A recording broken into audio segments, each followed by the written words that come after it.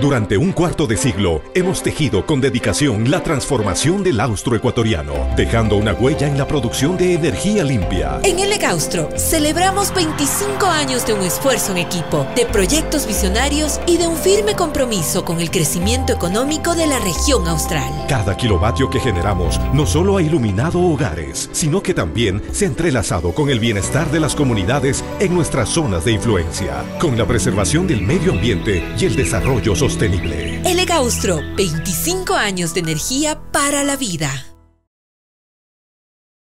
Para visualizar la dimensión del problema de la crisis energética en Ecuador, hemos invitado el día de hoy al economista Mauricio Pozo, ex ministro de Economía en dos gobiernos. Economista Pozo, iniciemos un poco con las cifras, las previsiones. Diversos gremios empresariales hacen distintos cálculos, 12 millones la hora, 25 millones el día. Otros señalan que esta serie de apagones costarían al país cifras millonarias que superarían los $1.000 millones. ¿De qué estamos hablando? ¿Cuáles son previsiones un tanto más realistas, correctas, exactas sobre lo que estos apagones, esta crisis energética significa para el país? Buenos días, muchas gracias por la entrevista. Empezar indicando que no creo existan datos absolutamente exactos sobre el costo del problema de la energía, porque hay varias formas de ver esto, o al menos dos principales. La primera es la afectación directa por el resultado del corte de la energía, es decir, las ventas que no se realizan por el número de horas y el número de días. Y sobre esa base se puede calcular un número que puede estar en los 25 millones diarios o un poco más. Pero creo que es inexacto en el sentido de que esto produce lo que podríamos llamarse un lucro cesante. Es decir, mientras que esto va ocurriendo y no sabemos cómo va a terminar, no hay una información clara sobre cuándo se van a producir los apagones y en qué horas y por cuánto tiempo. Yo ponía el día de ayer un ejemplo en el sentido de que me dijeron que a las 8 de la mañana se cortaba la luz y no se cortó la luz.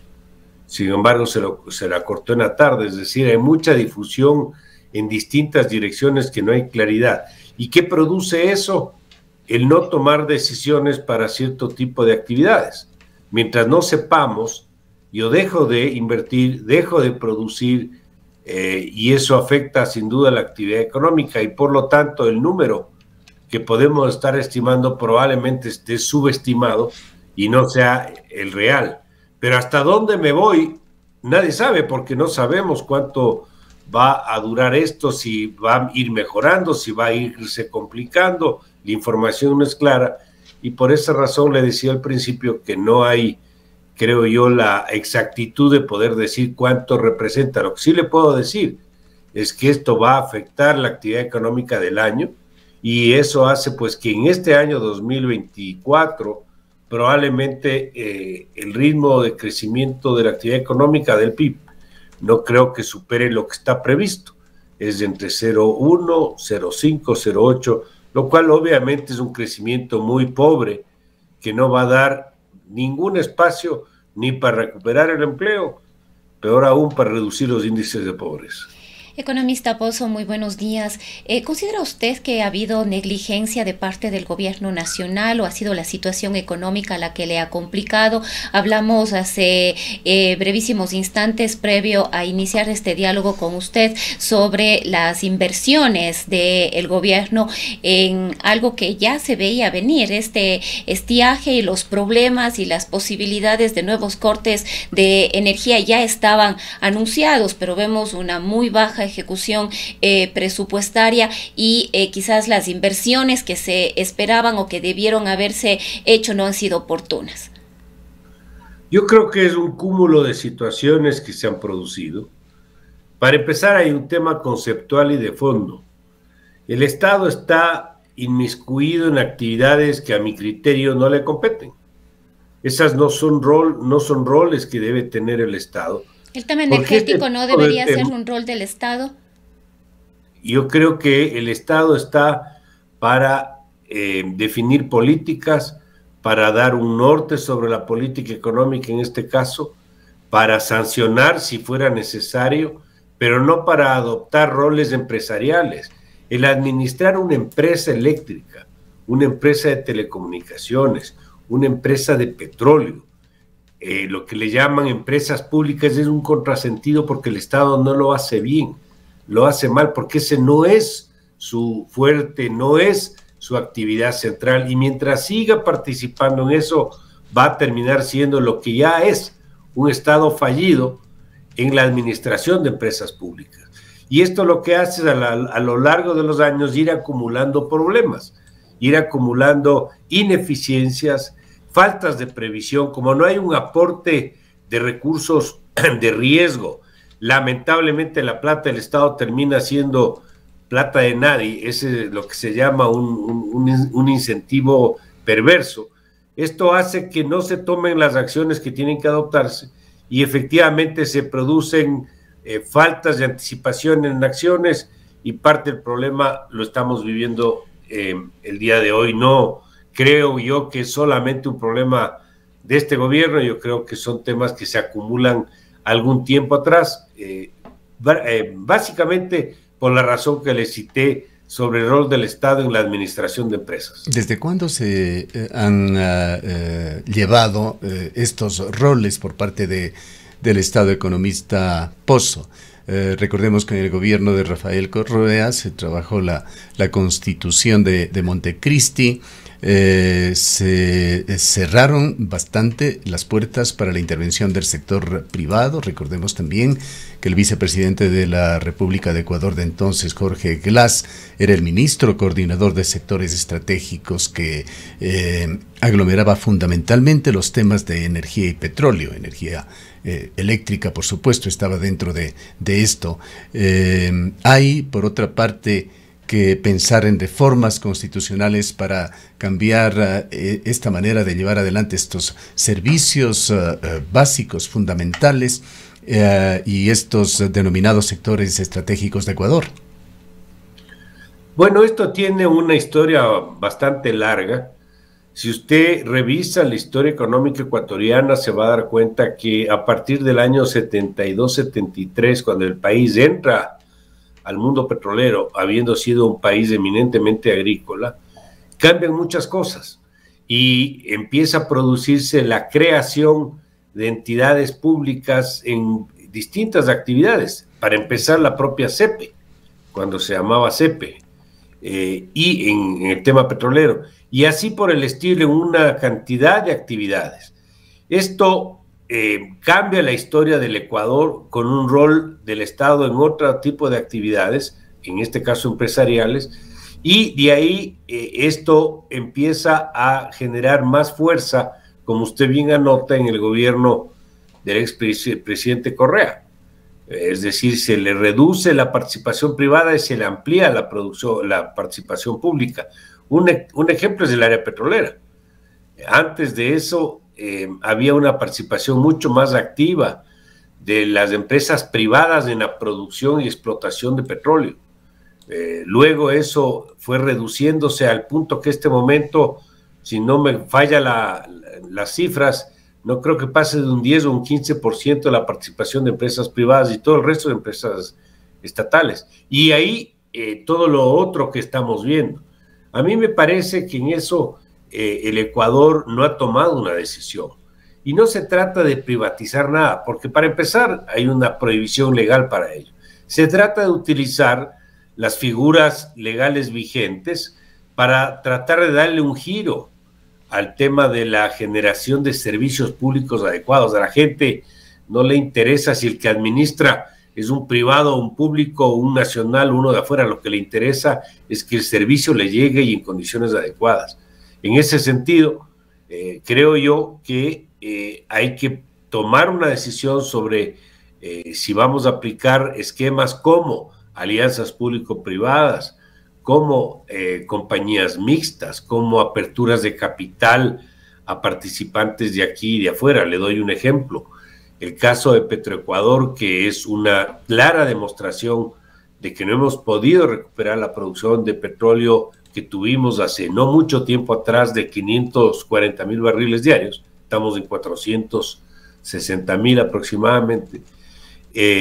Y eso no se hace sino con inversión, que no la tenemos, y con tecnología, que tampoco la tenemos. Y ahí la participación privada es fundamental. Si eso se abriría como se lo hizo en Brasil, por ejemplo, para que la propiedad de la empresa sea el Estado, el inversionista ecuatoriano, el inversionista afuera, pero con una administración absolutamente técnica y despolitizada, probablemente los resultados van a ser diferentes y mejores. El Estado, por esa razón, no le veo por qué tiene que seguir en estos roles. Tiene el Estado vendiendo gasolina. ¿Qué hace vendiendo gasolina?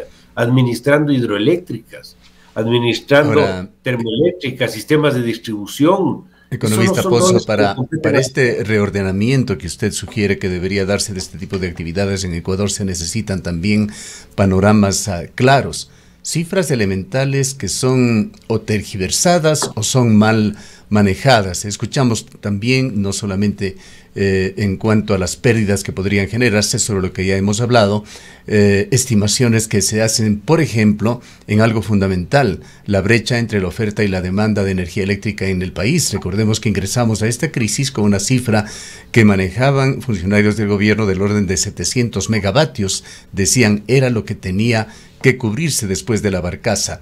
Pero hoy en día escuchamos a expertos en energía que hablan de 1.400 megavatios hasta de 1.700 megavatios. ¿Cuál es en realidad esta brecha en cuanto a oferta y demanda que existe al momento en Ecuador? Y por otra parte está también estas aseveraciones tan controversiales hechas por el presidente de la República el pasado día domingo ante empresarios en la ciudad de Nueva York, señalando que este gobierno, dijo, literalmente ha subido al grid, se entiende a la red eléctrica, al Sistema Nacional Interconectado, 650 megavatios en 10 meses que ha aportado con esa cantidad, y que cubrirá unos 1.450 megavatios en el lapso de este gobierno, cifras que distan mucho de la realidad, que resultan totalmente controversiales. El Ministerio de Energía, en una rueda de prensa el día de ayer, corrigió un poco estas cifras, que tampoco son exactas, de 410 megavatios. Hay un problema serio en el gobierno en el manejo de las cifras. No solo en el manejo de las cifras, y usted tiene razón, en la forma como se difunde la información. No tenemos claridad de cuánto mismo es la deficiencia, de dónde viene, cuál es la raíz de la situación. Lo que sí es verdad es que todos los años sube la demanda de energía, y eso es un tema que no lo podemos controlar. La otra verdad es que el tema de la lluvia no depende del gobierno, de ningún gobierno, es un tema de la naturaleza, para lo cual tenemos que trabajar y poder enfrentar si, por ejemplo, se produce un problema de estiaje como el que tenemos ahora. Es decir, la falta de gestión, de anticiparnos a los hechos, la realidad de tener una demanda creciente en el tiempo, obviamente que hace necesario que esto sea un proceso también dinámico. ¿A qué me refiero?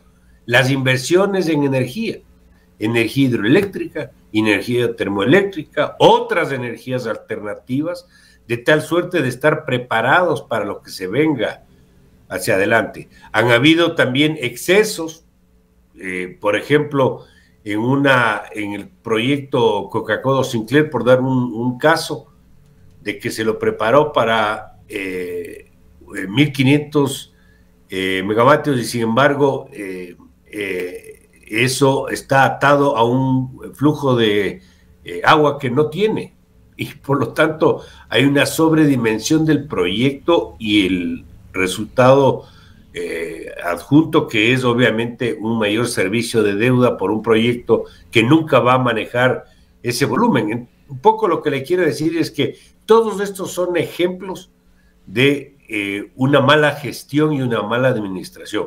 Y a esto le tenemos que sumar lo que usted bien anota, el problema de las cifras, que no cuadra nada con nada. Segundo, la falta de información clara sobre a dónde va. El otro día, hace pocos días, había una información que dio el secretario de la administración y al mismo tiempo otra información diferente el ministro de Energía.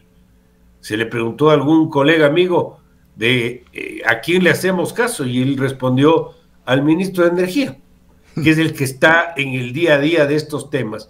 Y claro, la realidad del ministro de Energía era distinta, era una realidad de que este tema no es tan simple y que se puede complicar, mientras que el discurso de otro vocero del gobierno era diferente. Hay otras cifras, economista Pozo, que han venido desde afuera del entorno. El Banco Mundial en un reciente informe señalaba que en un capítulo dedicado ya a Ecuador, que Ecuador requiere de inversiones del orden de 3.500 millones de dólares anuales en forma sostenida por 4 o 5 años para invertir en el sector eléctrico, so pena de perder unos 4 puntos en su PIB. ¿Está usted de acuerdo con esta estimación del Banco Mundial? Yo le revisé al documento que usted hace referencia y estoy bastante alineado con esa línea. Yo creo que sí es necesario una inversión, pero ahí estamos hablando solo del tema de energía eléctrica. A esto tenemos que sumar toda la necesidad adicional de inversión para que el país pueda entrar en un ritmo de crecimiento que no es el que está puesto en el programa, que por cierto es el que se acordó con los multilaterales. Ahí se habla de un crecimiento económico alcanzando una tasa del 2.5 el año 2028 y los años previos tasas menores, lo cual hace ver que va a ser imposible aumentar el empleo, con lo cual también tendremos más de una década sin que el país haya crecido. Y para cualquier gobierno que se posesione, va a ser muy complicado, hasta políticamente hablando, manejar una situación de un país que no crece y que está permanentemente ordenando las cuentas. ¿Cómo yo le explico a la ciudadanía que hay necesidad de eliminar el subsidio a los combustibles que todavía no se han topado como el caso del diésel y otras acciones que no son fáciles, si no le doy como respuesta un país que crezca y una opción de empleo a los que entran a la edad laboral? Si el país no encuentra inversión extranjera, que es la que más puede estar aportando, en cantidades equivalentes a un 3% del PIB, al menos, esto significa más de 10.000 millones, el país va a ser muy complicado de poder políticamente mantenerse hacia adelante sin un problema mayor. Ahora, economista Pozo, ¿qué acciones o cuáles son las posibilidades que tiene el gobierno de Daniel Noboa en este momento frente a lo que estamos viviendo, esta crisis energética con todas las consecuencias que esto tiene a corto, mediano y largo plazo? ¿Qué opciones tiene en este momento el gobierno? ¿Qué acciones debería tomar? Bueno, estamos también en una campaña electoral y eso siempre pone ciertas limitaciones a la toma de decisiones. Bueno, hay acciones que no pueden dejar de hacerse, digamos lo que digamos, porque es para tratar de paliar el problema que tenemos. La búsqueda de recursos energéticos externos, la forma de paliar el problema de la falta de lluvia con otras formas de energía en el área termoeléctrica. Esas cosas hay que hacerlas, no tenemos ningún espacio. El problema es que eso puede ayudar en el corto plazo a paliar la situación, pero no va a resolver el problema. Necesitamos pensar en el mediano y en el largo plazo, y ahí están las decisiones que estábamos conversando. El asunto de las inversiones de nuevos proyectos y que sea algo permanente, tomando en consideración los factores que estábamos conversando hace un momento, el tema de la posibilidad de estiajes futuros que siempre pueden producirse y la necesidad de ir atado a un crecimiento permanente de la demanda en el Ecuador. Más allá de este gobierno, economista Pozo, es también importante mirar un poco el discurso político. Estamos en campaña electoral y no hay planes claros, por lo menos no conocemos de ningún candidato que presente un plan estratégico durante su gobierno. Se ensayan discursos, no sabemos con cuánta preparación o cuánta improvisación, y vamos a poner Como ejemplo, uno de ellos, por ser relevante, por tratarse del actual presidente de la Asamblea Nacional, Henry Kronfle, quien ha anunciado ya su renuncia para el 2 de octubre y vino hace muy pocos días, en el marco de esta semana, a Cuenca, la semana anterior, perdón, como candidato. Dijo las siguientes palabras, luego sobre las mismas le vamos a hacer a usted una pregunta. El IVA al 12% y que al final de los 4 años llegue a estar en el 10%. Y que además haya 0 IVA en todos los productos de la canasta básica. Y además que haya 0 IVA en todos los insumos médicos. 0 IVA a todos los productos y herramientas para el campo. Tenemos que reverdecer el campo. ¿Cuál es la herramienta que tiene un campesino, un agricultor en la mano? El machete paga IVA. El pico paga IVA. La pala paga IVA. El arado paga IVA. La bomba de fumigación paga IVA. Hay que quitarle el IVA a todos esos productos. Asambleísta, no es demagógico. Pero perdóneme un segundito. Si usted no es demagógico, ya le voy a explicar. Es que ese es el problema. Si pensamos que todo es no, es que si, ya vamos a decir, es que una cosa es impuesto, otra cosa es tributación, mi amigo. Son dos cosas diferentes. Más allá de protección a ciertos sectores, Kronfle ofreció llevar el IVA, si es que es elegido presidente de la República, del 15 al 12% y luego al 10%. La pregunta, economista Pozo, es un discurso políticamente correcto. ¿Son factibles estas ofertas electorales en la situación actual del país? ¿Qué efectos traería la aplicación de estas medidas del señor Kronfle en caso de ser elegidos?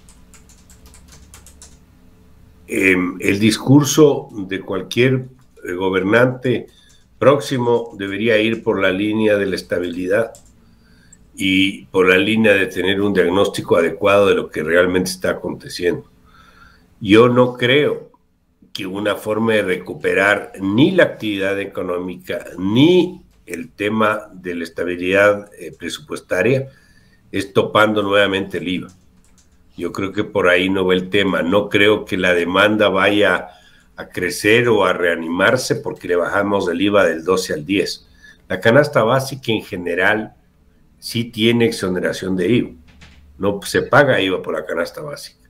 Ahora bien, el que yo mañana tome una decisión de bajarle el IVA del 12 al 10, eso no da ninguna garantía de recuperación económica. Porque no es que la gente no demanda o esté en una situación de falta de actividad porque el IVA sea alto o bajo, que para empezar no es alto, al menos en el contexto internacional. Es por otro tipo de problemas.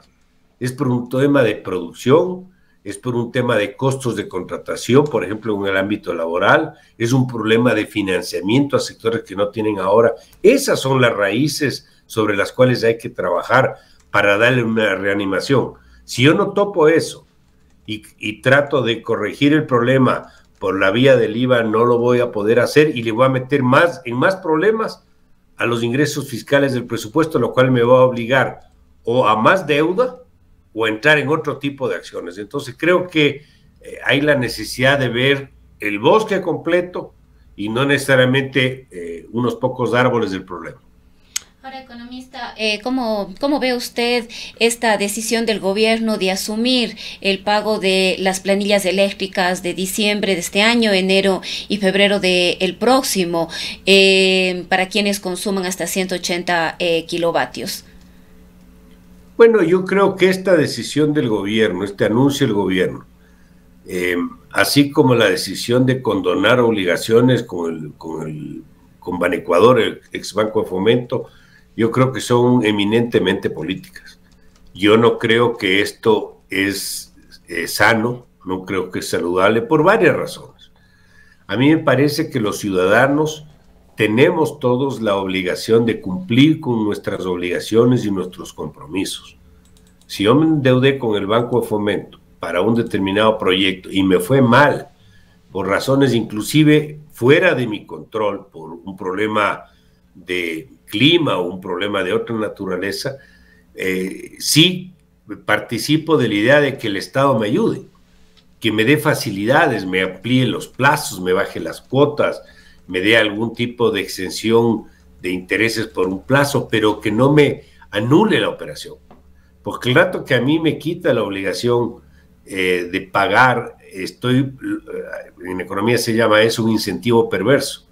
Estoy generando una señal que el día de mañana yo voy a volver al Banco de Fomento a pedir un préstamo cualquier otra persona y no voy a pagar, porque voy a esperar que se venga la siguiente condonación. ¿Sabe cuántas condonaciones tiene el ex Banco de Fomento Iván Ecuador? 18 condonaciones en los últimos años de los que yo me acuerdo.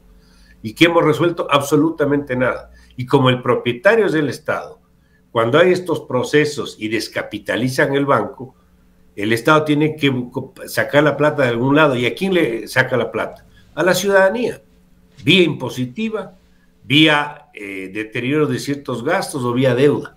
Entonces la solución no va por ahí y el incentivo y la señal no es buena. Y el otro que usted me hace la consulta sobre el asunto de la planilla eléctrica va más o menos en la misma dirección. Yo creo que hay que dar un apoyo, pero me parece que los regalos de ese papá Estado que todo lo da y no lo recibe, la contrapartida y la responsabilidad de las personas no va en la línea correcta, aunque sea que paguen un centavo. Pero el tema es que haya esa señal de cumplimiento y no este tipo de acciones que, como dije al principio, creo yo, caen mucho más en el terreno de la campaña electoral que en la razonabilidad de una decisión de una política pública. Y esto del Banco de Fomento, economista Pozo, debería llevarnos también a un análisis de lo que ha sido la Corporación Financiera Nacional, con muchísimos créditos, allí sí créditos millonarios que han quedado impagos, pero realmente ese es tema para quizá otra entrevista. Yo quisiera finalizar, pues el tiempo se nos agota, este diálogo con usted preguntándole cuál considera es el camino correcto que debe seguir el país para mejorar el tema de seguridad energética en el mediano y largo plazo. En el campo de la seguridad energética tiene que buscar inversión, tiene que participar en proyectos de inversión donde si no hay el capital nacional necesario, y generar las condiciones para que esto se dé con capital externo y da las seguridades para que haya el interés de esa participación. Hay lamentablemente decisiones que no nos ayudan, que si bien son de otros campos, las señales no son buenas. Lo que se acaba de decidir en la consulta, por ejemplo, en no producir el bloque 43 de petróleo, es una mala señal a los mercados internacionales de otra área, pero no es una buena señal. El no decidir, por ejemplo, a favor de que haya un arbitraje internacional si hay una discrepancia entre una empresa extranjera y el Estado, tampoco nos ayuda. Pero eso no quiere decir de que el Ecuador no agote los esfuerzos necesarios para traer inversión en el área energética. Se corrige el problema ahora, aunque sea con paliativos, porque no creo que se puedan llamar de otra manera lo que se está haciendo. Que haya una difusión clara del mensaje de cómo realmente cómo está la situación, hacia dónde vamos, para tener una ruta por donde comportarnos y abrir el espacio para que haya una acción pública a mediano y largo plazo, y no veo otra que no sea con proyectos de generación nuevos. Bien, le agradecemos mucho por su presencia, economista Pozo. A ustedes, muchas gracias. El economista Mauricio Pozo es académico, PhD, fue ministro de Economía en 2 gobiernos. Son las 8:06.